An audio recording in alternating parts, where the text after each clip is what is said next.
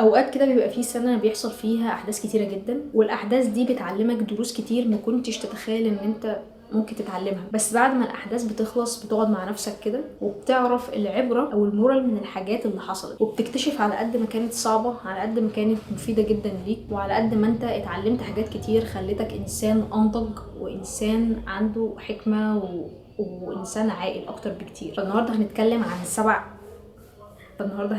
سبع حاجات اتعلمتهم في 2025. اول حاجه، نبطل نتعشم في الناس او نبطل نتعشم عامه يعني لان محدش هيتعب غيرك، وانت سقف التوقعات كل مره بيقع عليك يجيب اجلك. فتعشم في الله وما تثقش غير في ربنا. تاني حاجه، حب نفسك، لانك لو ما حبيتهاش صدقني مفيش حد هيجي يحبها مكانك. وصدقني بيبان هل انت بتحب نفسك بجد ولا هل انت بتفيك ان انت بتحب نفسك. لو اللي قدامك شخص مش سوي نفسيا او نرجسي وشم بس ان انت ما عندكش سيلف لوف او ان انت ما بتحبش نفسك، هيدوس على وشك حرفيا وهيستغلك اسوأ استغلال، وهيستغل احتياجك للحب، وهيديك في الاول الحب والامان، وبعدها سمعني احلى سلام على القلم اللي هينزل على وشك. تالت حاجة، ما تسمعش من طرف واحد. ايا كانت ايه المشكله ما تسمعش من طرف واحد، لازم تسمع من الطرفين. فلو حد متخانق مع حد وجاي يحكي لك، هو غالبا مش بيقول الحقيقه كامله، يا هو قاصص الحتت اللي هو غلطان فيها، يا اما مزود اصلا شويه بهارات وحاجات ما حصلتش. فلو في مشكله ما بين طرفين وشخص فعلا بيشاهدك عشان تحل المشكله او عشان بيحكي لك، ايا كان ايه غرضه من هو بيحكي لك، ما تصدقش وما تسمعش من طرف واحد، اسمع من الطرفين الاول وبعدها احكم. رابع حاجه، ما تاخدش بالمظاهر. صدقني المظاهر خداعه. الشخص اللي انت شايفه كيوت وبريء وملامحه بريئه وملامحه كيوت جدا، هو ده اللي هيدوس على وشك. مش شرط خالص ان شخص شكله مستحمي وشكله نظيف كده ومهندم وملامحه بريئه يبقى هو شخص طيب.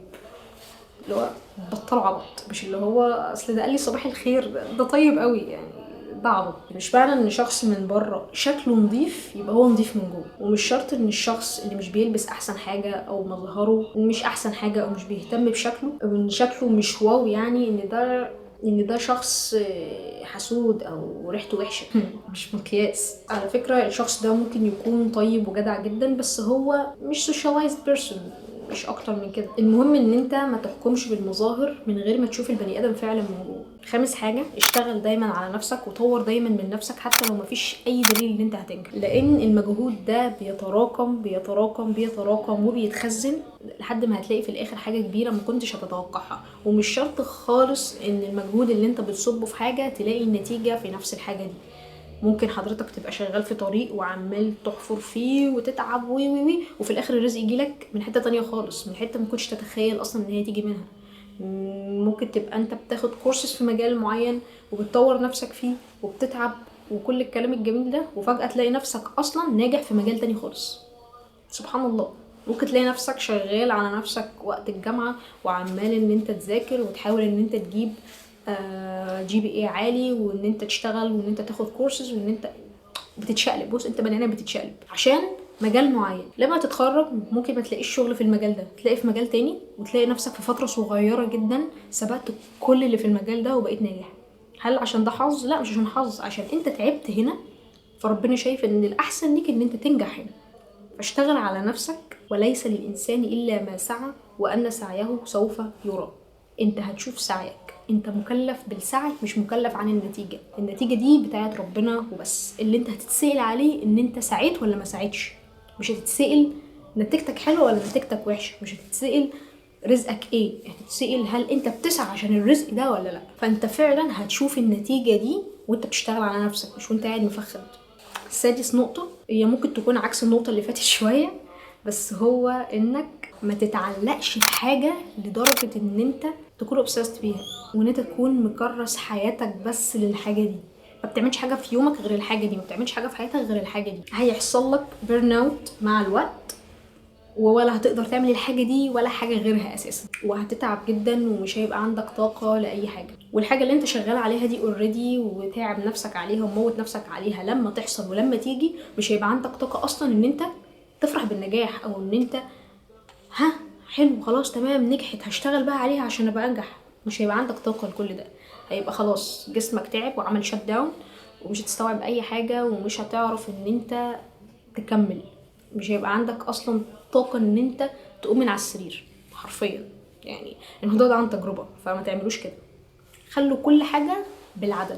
احنا امه وسط، خليكوا وسطيين، ولا تبقى حرفيا نرد وكافي نفسك على الحاجه اللي انت بتتعلمها 24 ساعه، حتى مستخسر ان انت تخش الحمام او ان انت تبقى قاعد ما بتعملش حاجه. يعني خليكوا وسطيين. هو ده سابع واخر نقطه معانا، وهي ان الانسان في لحظه ممكن يبقى مش موجود. في ناس بيبقوا حوالينا وصحتهم كويسه والدنيا معاهم زي الفل، وفجاه بيتوفاهم الله ومش موجودين حوالينا. فلو انت بتحب شخص فعلا روح قول له ان انت بتحبه، لان ممكن في لحظه يمشي وما يبقاش موجود، او انت اللي ممكن ما تبقاش موجود. وبعدين ده حتى سنه عن الرسول صلى الله عليه وسلم، ان انت لو بتحب حد تروح تقول له ان انت بتحبه، بس ده برضه يكونوا اتنين من نفس النوع من نفس الفصيله، ما تودوناش في داهيه. فقرب من عيلتك وقرب من الناس اللي انت بتحبها، قضي معاهم وقت اكتر، وفعلا خلي فيه كواليتي تايم مع الناس اللي انت بتحبها. نبطل ان احنا نفضل قاعدين 24 ساعه على السوشيال ميديا وعمالين نسكرول 24 ساعه.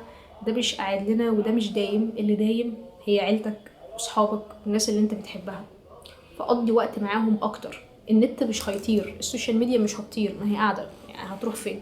انما الناس اللي حواليك هم اللي ممكن في لحظه يكونوا مش موجودين، او انت اللي متبقاش موجود. فعلى الاقل سيب ذكرى كويسه الناس تفتكرك بيها، سيب معاهم ذكريات حلوه، واعمل ذكريات حلوه مع الناس اللي انت بتحبها عشان انت تفتكرهم بيها وهم يفتكروك بيها. فما تنساش ان انت تقرب من الناس اللي بتحبها وتعترف لهم ان انت بتحبهم وتقضي معاهم وقت اكتر. وبس كده. انا هاجر منصور، ودي كانت نهايه حلقه النهارده. شكرا جدا ليكم. ما تنسوش تعملوا لايك وشير وسبسكرايب، وتابعوني على الانستجرام والتيك توك.